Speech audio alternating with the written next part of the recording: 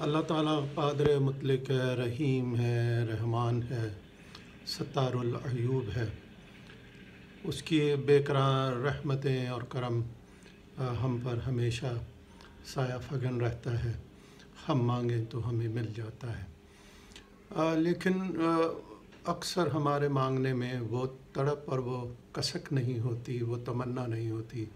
وہ سوز و گداز نہیں ہو پاتا جس سے ہماری دعائیں برابر ہو جائیں۔ دیکھنے میں یہ آیا ہے کہ ہماری دعائیں صرف زبان سے ادا ہوتی ہیں، الفاظ ادا ہوتے ہیں، لیکن اس میں جو قوت دل سے لگنی چاہیے وہ دل سے قوت لگتی نہیں ہے۔ اس لیے ہم بہت دفعہ یہ دیکھتے ہیں کہ ہمیں اپنا گوہر مقصود نہیں مل پاتا، یا پھر جب اللہ تعالیٰ سے ہماری کوئی تنہائی میں ملاقات ہوتی ہے تو ہم اس وقت اپنا مدعا بیان نہیں کر پاتے، بلکہ ہم گلے شکوے ہی شروع کر دیتے ہیں، جو غیر مناسب رویہ ہے۔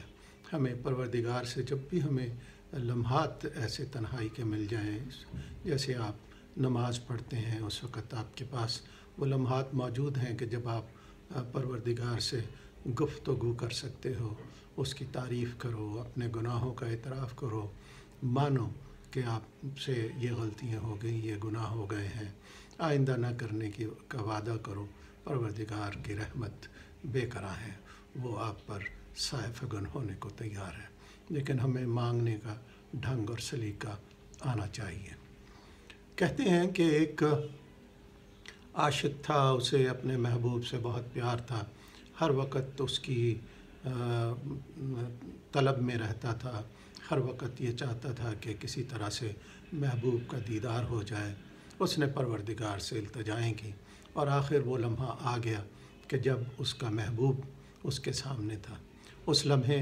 جب محبوب روبرو تھا، اس عاشق نے اپنے تھیلے سے جو وہ ساتھ لے کر آیا تھا، ہجر میں لکھے گئے خطوط نکالنے شروع کیے، ایک کے بعد دوسرا، دوسرے کے بعد تیسرا پڑھتا رہا کہ کیسے اس نے ہجر کو گزارا اور اس سے گلے شکوے محبوب کی بے اعتنائی کے کرتا رہا۔ محبوب جنجلا گیا اور اس نے اپنے عاشق کے منہ پر ایک تھپڑ رسید کیا اور اسے کہا کہ بے وقوف احمق، میں تیرے سامنے موجود ہوں، اب گلے شکوے کس چیز کے؟ اب جو یہ موقع میسر ہے، اس موقع سے لطف اندوز ہوا جائے، باتیں کی جائیں، جو عرض تمنا ہے وہ حال کیا جائے۔ ہم بھی کچھ اسی طرح کرتے ہیں کہ جب پروردگار سے مناجات کا وقت ہوتا ہے، عرض احوال کا وقت ہوتا ہے، ہم اس وقت گلے شکوے شروع کر دیتے ہیں، اور وہ گلے شکووں کا وقت نہیں ہوتا، وہ اعتراف ہوتا ہے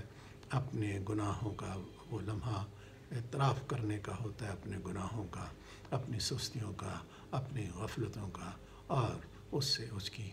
رحمتوں کے مانگنے کا۔